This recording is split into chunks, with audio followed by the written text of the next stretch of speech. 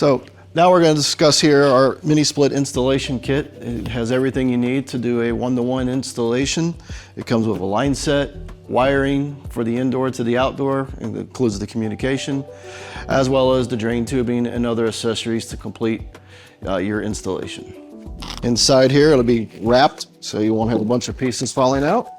So you'll have a sealed package here. Inside will be your wall sleeves, some tape, drain tubing, and your power and communication wire.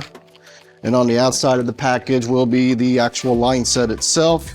You'll notice it's a white foam insulation, already pre-flared. Comes in various lengths and sizes for all of our applications.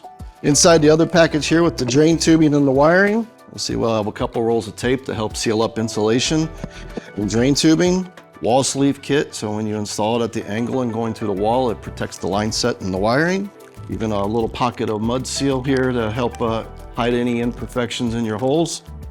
Your 3-wire with ground, so it's actually 4 connectors, and you'll notice it's already pre-done with 4 ends. This can be shortened and lengthened to what you need for your application. And a 1/2-inch drain tubing as well to help you get the water connection from a high wall or low wall to get it to the outside.